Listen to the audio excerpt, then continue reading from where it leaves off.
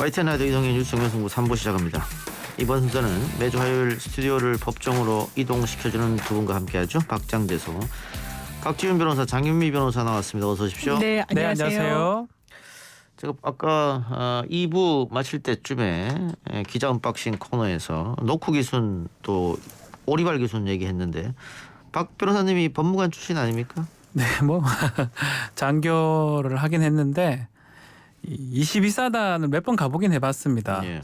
그래서 22사단에 제가 이런 일 많이 일어날 거다. 그래서 22사단장 하는 게 아마 다 그 임기를 채웠던 사단장이 별로 적어요. 뭔가 문제가 생겨서 그 이유가 예.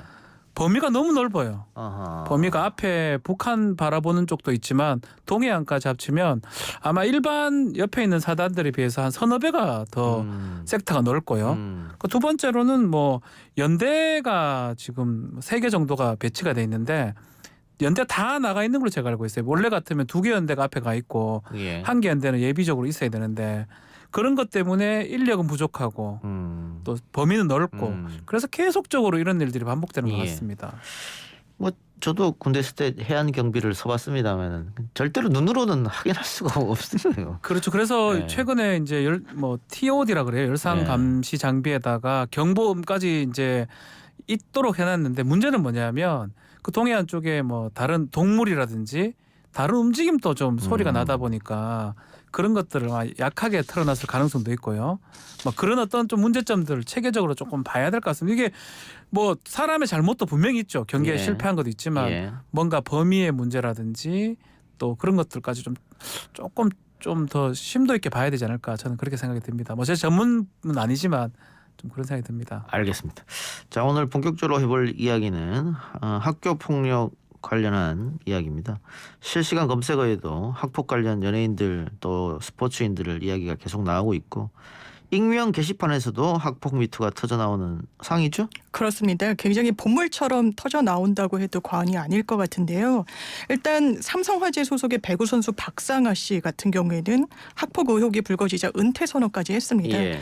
다만 이제 폭로 내용 중에 감금을 14시간 했다든가 뭐 이제 14시간 동안 폭행을 했다든가 이런 부분은 정말 사실과 무관하다. 예. 내가 선수지에서는 내려왔지만 이 부분은 법적으로 다투겠다 해서 법적 공방을 예고하기도 했고요. 잠깐만요. 그러면 학폭은 네. 인정하지만 네. 그 글은 너무 과장되게 써 있다 이 말입니까? 그렇습니다. 일부 사실에 대해서는 사실과는 무관하다. 사실이 아니다라고 선을 분명히 긋고 나선 부분이 있고요. 지금 그룹 여자아이들 소속의 수진 같은 경우에는 그 피해자의 언니라는 사람이 게시판에 올린 겁니다. 예. 뭐 서로 때리게 시켰다든지 그리고 그 당시에 그 배우 서신혜 씨도 학폭 피해자였다 이렇게 예. 지목을 하기도 했는데요. 뿐만 아니라 뭐 스카이캐슬의 아역으로 나왔던 김동희 씨, 뭐 배우 그리고 박혜수 씨 그리고 가수 현아 씨 뭐 줄줄이 연예인들이 학폭 의혹에 연루되고 있고 일부는 전혀 사실이 아니라고 뭐 반박을 하고 있는 이런 상황입니다. 이게 사실인 경우도 있고 아닌 경우도 있을 것 같은데 네. 뭐 미투 열풍 때도 그랬지 않습니까? 똑같아요. 그건. 그런데 그 사실이 아닌 게 이렇게 올라왔을 때는 그 미투 동력을 상실하는 원인이 되기도 하는데 지금 같은 경우도 만일 이게 사실과 거기가 섞여버리면 그 취지에 또 훼손이 되잖아요. 그래서 좀 걱정이 되긴 하는데 만일 명예훼손 허위 사실로 고소를 했을 때 실제 수사가 이루어집니까? 이게 사실 확인하기가 만만치가 그러지 않습니다. 옛날 이야기니까. 옛날 이야기고 뭐 진단서를 끊어놓거나 사진을 찍어놓지 않는 이상은 예컨대 중고등학생 때 있었으면 어른이라면 지금 최소 5년, 7년, 10년은 지났거든요. 공소시효 지났기 때문에 확인하기 어렵고 지금 명예훼손으로 고소를 해가지고 확인하는 부분을 만약에 증인이라든지 다른 사람 목격자 진술이 있는 게 아니라면 일방적인 주장이 많고요. 또 반대로 아니라고 하는 그 유명인들도 주장만 하는 거예요. 이건 이 정도는 아니다. 그걸 확인할 수 있는 방법이 지금 없는 좀 그런 상황으로 보입니다. 목격자 이외에는 증거는 그거밖에 없어요. 없으니까. 뭐 사진 찍지 않는 이상은요. 그래서 명예훼손도 어려울 거고 실질적으로 학교 폭력을 당했는데 이후에 시간이 지나서 내가 학교 폭력을 당해서 이걸 법적 처벌을 한번 가해자한테 하고 싶다. 그것도 사실은 좀 어렵지 않습니까? 공소시효가 그렇죠. 있어서. 그것도 공소시효가 우리 폭행죄 같은 게 한 5년이고요. 상해죄가 한 7년 정도 되고요. 정말 뭐 특수상해, 뭐 예컨대 무기를 갖고 때렸을 때 여러 명이 때렸을 때 특수상해죄가 10년입니다. 중학교 때만 이런 일이 있었으면 지금 20대 중후반이면 다 지나버리거든요. 그래서 이것도 확인하기 어렵다. 처벌하기가 쉽지가 않습니다. 알겠습니다. 그렇기 때문에 시간 지나서 과거의 일을 처벌해 주십시오 하는 건 어려우니까 그때 학교 폭력이 일어날 그 당시에 즉각 처벌이 이루어지면 학교 폭력은 좀 사라지지 않을까. 근데 지금 그게 잘 안 되고 있죠. 그렇습니다. 일단 뭐 학교 폭력 예방 및 보호에 관한 법률상 이제 학폭으로 이제 의율이 되면 학교 차원에서 징계를 하는 게 있는데요. 상당히 이 부분이 좀 가볍습니다. 서면 사과, 뭐 접촉 금지, 봉사 활동 이런 처분이 내려질 수도 있고 또 심한 경우에는 뭐 전학이나 퇴학 조치도 가능한데 문제는 이를테면 스포츠계에서 이 문제가 발단이 된 거잖아요.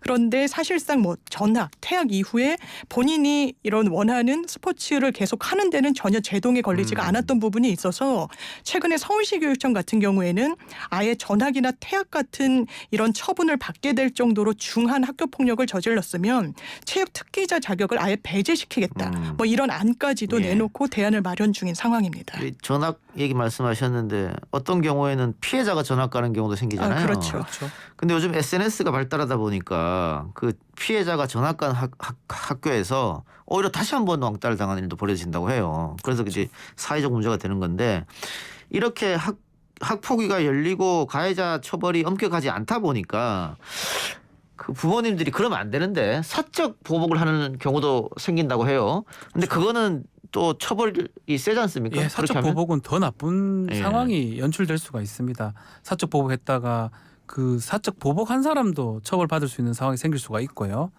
그래서 뭐 이 학폭의 시작은 뭐 스포츠에서 시작된 거기 때문에 사실은 스포츠부터 먼저 좀 바꿔야 될 부분 같고요. 전반적으로 우리 사회에 좀 만연해 있는 폭력에 대해서 내가 폭력을 저질렀을 때 언젠가는 하여튼 어쨌든 간에 나중에 책임을 져야 된다. 예. 뭐 그런 사회적 분위기의 측면이 아닌가. 뭐 예. 법적으로는 어떻게 하긴 쉽지가 않습니다. 그렇다고 해가지고 뭐 바로 사적 보복하고 이렇게 하는 것도 맞지 않고요. 그래서 분위기가 좀 바꿔져야 된다. 뭐 제가 뭐 지금 한 40살이 후반 정도 되는데 제 학창 시절 때는 뭐 폭력이 상당히 많았었거든요. 뭐 동급생들끼리 아니면 예. 선배, 선생님 뭐 있었는데 그때만 해도 그렇게 막 너무 또 스포츠하는 체육하는 친구들은 진짜 많이 맞았었거든요. 그런 것들이 당연시 되는 게 좀 바꾸는 계기가 되지 바뀌어야죠. 않을까 예. 생각이 듭니다. 아까 뭐 군대 얘기했습니다마는 뭐 저희가 군대 있을 때만 해도 매일 맞았었는데 맞았죠. 예. 요즘 군대는 어쨌든 많이 구타가 사라졌다고 하니까 맞으면 신고해버리고 예. 그럼 처벌받게 합니다. 무조건. 조금씩 사회는 좋은 쪽으로 바뀌어간다. 네. 근데 10년 전에 이 학교 폭력 때문에 스스로 목숨을 끊은 중학생 굉장히 화제가 됐었죠. 인터넷에. 마지막 장면이 엘리베이터에서 주저앉아 우는 장면이었는데 그 학생이 부모님한테 편지를 마지막 유서 형식으로 남겼는데 너무 눈물 나는 거거든요. 네. 마음이 얼마나 아프죠. 고생을 했을까 뭐 그런 생각을 했는데 박지훈 변호사도 지금 자제분들이 아들 딸 중학생 초등학생이죠. 고등학생, 중학생입니다. 고등학생 중학생입니까? 고1, 중1입니다. 예. 그 만일 가해자일 수도 있고 피해자일 수도 있는데 네. 이런 일이 일어나면 어떻게 대처하실 생각이세요? 제가 뭐 참 상상도 하기 싫은데 예. 뭐 피해자라면 제가 그 가해 학생들을 가만히 안 둘 거고요. 가해자라면 제가 생각을 못 해봤어요. 그러니까 지금 뭐 그래 해서는 안 되겠죠. 우리 변호사인 네. 변호사직을 갖고 있는 우리 박지훈 변호사도 만일 그런 일이 벌어지면 뚜렷한 해결책이나 방법이 대책이 없다는 거예요. 생각이 많이 안 예, 납니다. 그래서 이거는 결국은 우리 사회가 학부모가 나설 수는 없는 거잖아요. 그렇죠. 사회가 나서야 되지 않느냐. 학교 또 경찰 지금 뭐 교육청까지 연계돼서 학폭이 열고 한다고 하지만 시원한 해결이 안 되는 것 같은데 장 변호사님 어떻게 보십니까? 그렇습니다. 실제로 이 뭐 10년, 20년 가까이 지나서 이런 문제 제기를 하는 것이 그 당시에 제대로 처벌받고 단죄되고 이랬으면 이 피해자들이 그나마 마음의 응어리가 좀 풀렸을 텐데 그때 제대로 학교에 알리기를 했더라도 학교 측에서도 그걸 뭐 무마한다거나 특히 이제 스포츠계 같은 경우에는 특정 선수들의 성적이 그 여러 명의 그 선수군에 미치는 영향이 예. 워낙에 크다 보니까 굉장히 성적이 좋은 학생이 이런 학폭의 가해자인 경우에는 그냥 묻고 넘어가는 경우가 상당히 많았다는 거죠. 예. 그게 그 어린 친구들한테는 10년, 20년이 지나도 전혀 치유받지 못하는 거고 상처로 남아서 지금 이렇게 본물처럼 터지는 게 아닌가 싶습니다. 예. 근데 이 가해 학생들 중에 일부는 내가 이렇게 심하게 왕따를 시키고 폭력, 뭐 특수 폭행 뭐 강도강간 뭐까지 해도 결국은 내가 나이가 어리니까 처벌하지 못하는 거 아니야 이런 생각을 하고 있는 친구도 있다고 하던데. 그렇죠. 그래서 소년법 개정 부분도 계속 같은 선상에서 논의가 계속 되는 것 같습니다. 예. 촉법 소년의 기준이라든지 아니면 굳이 나이를 기준으로 이렇게 소년법을 해야 될지 아니면 범죄의 흉폭성, 잔혹성을 기준으로 해야 될지 그런 논의도 지금 계속되는 걸로 보입니다. 왜냐하면 가해 학생들 중에 가서 뭐 나는 촉법인데 나 처벌할 수 없다라고 경찰서에서 얘기하는 친구들도 예. 있거든요. 예. 지금 어떻게 만 14세입니까? 지금 14세입니다. 14세 미만자니까 중학교 2, 3학년. 2, 3학년쯤 되죠. 예. 만이니까. 네. 예. 이거를 그러면 한 살 낮추자는 얘기가 좀 나오는 것 같아요. 만 13세로. 네. 네. 그러면 뭐 중학교 한 1학년쯤 되겠죠. 중1 초등학생들은 이제 괜찮고 예. 포함이 되고. 그럼 초등학생까지는 촉법으로 하면 만 12세 돼야 되는 거 아닌가요? 초등학생까지 이제 뭐 처벌을 하려면 더 연령이 낮아질 수밖에 없을 텐데 아니, 중학생부터 처벌한다고 해도 만 12세면은 13세, 14세쯤 되니까. 예. 그렇습니다. 그런 이야기 꾸준히 나오지만은 어쨌든 반대 목소리도 꽤 있는 것 같아요. 그렇죠. 이제 소년범이라는 그 특수성이 있기 때문인 것 같습니다. 이제 너무 어렸을 때 이게 정신적으로 미성숙한 상태에서 저지른 범죄를 그렇다면 성인 범죄와 똑같이 처벌하는 게 온당할 것이냐. 어떤 갱신의 가능성 그리고 이제 개선이 될 여지가 청소년이라는 측면에서 더 열려 있기 때문에 이제 소년범과 사실 일반 형사범의 가장 큰 차이는 이제 이른바 빨간 줄, 그러니까 전과자로 낙인을 찍히는 그걸 주느냐 마느냐 이 부분에 큰 차이가 있는데 그런 낙인을 찍었을 때 더 어떤 그 부정적인 효과를 야기하지 않겠느냐 이런 반박도 있는 것 같습니다. 예. 국회에서도 그런 것 때문에 안 바뀌는 겁니까? 국회 논의도 공전되는 부분이 사실상 계속해서 이제 경론이 벌어지고 있고 물론 대부분의 여론은 이게 형사 미성년자의 나이를 너무 이제 아이들이 성숙도나 그런 부분을 제대로 반영하지 못하는 거 아니냐 그리고 그것을 악용하는 미성년자들도 분명히 있다. 라는 부분이 있지만 사실 그 소년범이라는 특수성 때문에 이 소년법 개정까지 가기는 조금 난항이 쉽지 예상되는 않다. 것 예. 같습니다. 글쎄요. 요즘 중학교 1, 2학년쯤 되는 학생들의 어떤 정보력이나 이런 걸 봤을 우리 때보다 좀 다를 것 같긴 한데 네. 이게 특이하게 일본에서는 촉법 제도가 없어가지고 어린이 수감자가 존재를 하는데 촉법을 없애는 것도 사실 말이 좀 안 되는 것 같긴 하고요. 연령을 어떻게 좀 현명하게 조정하느냐. 그 문제가 좀 가장 큰 이슈인 것 같습니다. 알겠습니다. 뭐 국회에서 계속해서 논의는 하고 있다고 하니까 어떻게 바뀔지 좀 두고 보고요. 어제 법무부가 검찰 중간 간부 인사를 했죠? 그렇습니다. 제일 좀 눈길을 끌던 자리가 사실 중앙지검의 형사 1부 이제 부장이 교체되는지 여부였는데요. 왜냐하면 형사 1부에 지금 계류 중인 사건이 채널A 강요 미수 사건이 있습니다.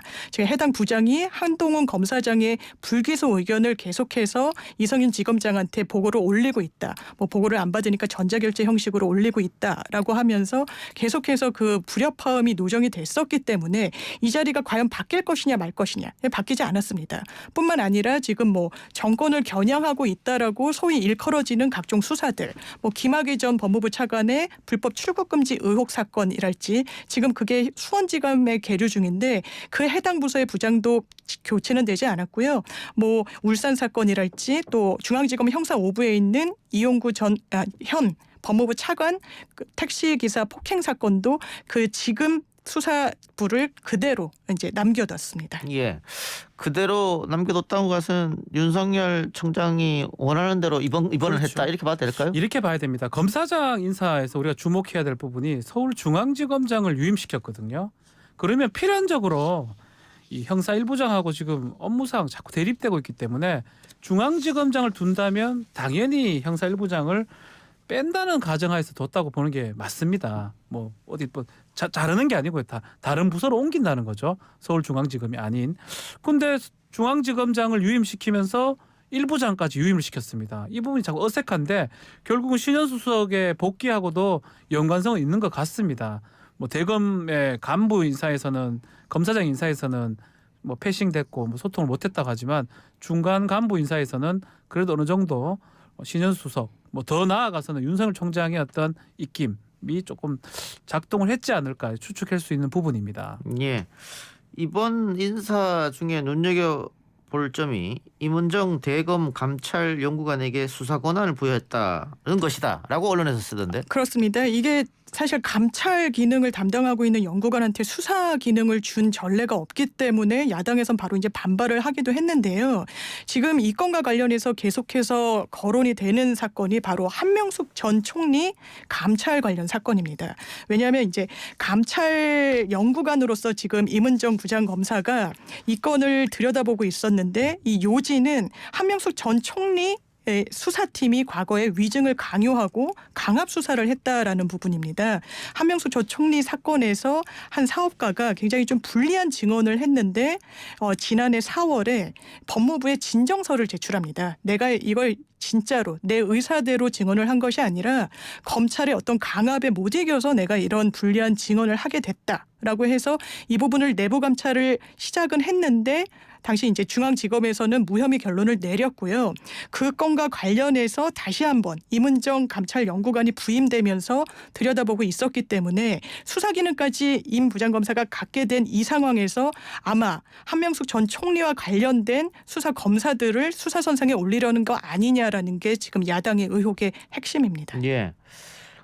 근데 임은정 검사가 그 전에도 윤석열 총장에게 수사권을 달라고 계속 요구했는데 그렇죠. 못 받은 거죠. 사실은 뭐 감찰 연구관 같은 경우도 일반적으로 수사권이 있습니다. 검사라면. 근데 수사권을 못 갖고 있었기 때문에 수사권이 없으면 뭘 못하냐면 압수수색을 못하죠. 그리고 조사를 못합니다. 불러서 좀 강제적인 조사. 그런 것들 때문에 한계가 있었던 걸로 보이는데 이제껏 요청을 했는데 그것이 받아들이지 않아졌는데 이번엔 받아들여진 걸로 보이고요. 요거는 이제 앞으로 한명수 총리 관련된 그 증언 조작이라든지 그 감찰 부분이 얼마 안 남았어요. 공소시효가 지금 다 돼가고 있거든요. 그래서 수사권을 가진다면 시간이 얼마 남지 않았지만 공소시효 안에 혹시나 뭔가 수사의 성과를 이룰 수 있지 않을까 뭐 그런 것들을 기대해 볼 수 있습니다. 예. 자, 검찰에서는 대규모 인사 요청을 했는데 그게 이번에는 뭐 핀셋 인사라고 하니까 네. 아마 대규모 인사는 윤석열 총장 임기가 끝나고 난 뒤에 이루어지지 않을까 이런 예측이 법조계에 그렇죠. 좀 있더라고요. 7월에 임기가 끝납니다. 7월에 임기가 끝나고 아마 5, 6월, 뭐 6월 정도 되면 후임 검찰총장이 이제 될 것인데 그 인사는 아마 후임 검찰총장이 할 거로 봅니다. 그래서 지금 인사는 아마 10명, 18명 정도만 그 부장급, 고검 검사급만 했고 실제로 중요한 인사는 하반기에 7월 달에 많은 어떤 인사가 이루어지고 그 인사는 후임 검찰총장이 주축이 돼서 이루어질 것으로 예측이 됩니다. 알겠습니다. 오늘 중대범죄수사청 설치 입법 공청회가 있었습니다. 그렇습니다. 황운하 더불어민주당 의원이 발의한 그 중대범죄수사청 설치 법률 관련한 공청회가 오늘 열린 건데요. 누차 이제 말씀드리듯이 지금 검찰은 6대 범죄 수사권만을 갖고 있습니다. 그런데 이 새로운 법률안의 핵심은 이 6대 범죄 수사권도 완전히 떼내서 아예 중대범죄수사청을 만들어서 이곳으로 이관을 시키자라는 거고 그렇다면 현재 검찰의 기능은 기소 그리고 공소한 이후에 그 기소 내용을 유지하는 부분에 국한이 되게 됩니다. 그런데 오늘 입법공청회가 있었던 건 황운하 의원 안이고요. 민주당 내 검찰개혁 특위 차원에서도 별도 법안을 지금 준비 중입니다. 이제 아마 두 법안이 법사위에서 추후에 병합 심리될 걸로 보이고요. 일단 민주당의 스케줄에 따르면 올 6월 안까지는 이 관련 입법을 마무리한다는 겁니다. 예, 그건 좀 지켜봐야 될 것 같고요. 자, 박범계 법무부 장관이 문재인 대통령에게 올해 시행된 수사권 개혁이 안착되고 두 번째로는 반부패 수사 역량이 후퇴해서 안 된다 이런 차원의 말씀했다고 밝혔는데 중수청 설립이 늦어질 수 있는 가능성도 이야기가 나오더라고요. 네, 좀 이거 얘기 자체가 혹시나 뭐 중대범죄수사청이 지금 당장 할 수 없는 거 뉘앙스로 얘기한 거 아니냐. 예. 뭐 그렇게 이제 받아들이기도 하는데 실제로 이제 이게 행정부보다는 입법부가 지금 좀 나서고 있거든요. 예. 민주당이. 예. 그렇기 때문에 뭐 요 얘기하고 별도로 의원들이 지금 좀 앞장서는 모양새이기 때문에 뭐 이런 얘기는 어쩌면 원칙적인 얘기라고 보여지고요. 또 입법이 된다 했을 때 가장 중요한 거는 유예 기간 얼마 두느냐가 제일 중요할 것 같습니다. 그래서 그런 것까지 우리가 지켜봐야 될 것 같아요. 알겠습니다. 하나만 더 하고 마치죠. 배우 윤정희 씨의 딸입니다. 백진희 씨가 프랑스에 이어 국내 법원에도 어머니에 대한 성년 후견인 선임 신청을 했네요.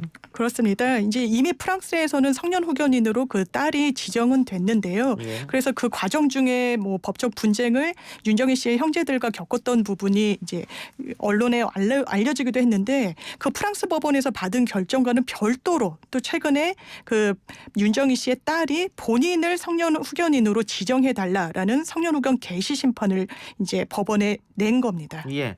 프랑스에서 따로 하고 한국에 따로 한 이유가 있습니까? 이유가 있죠. 국내에도 재산이 윤정희 씨 재산이 좀 많이 있는 걸로 보입니다.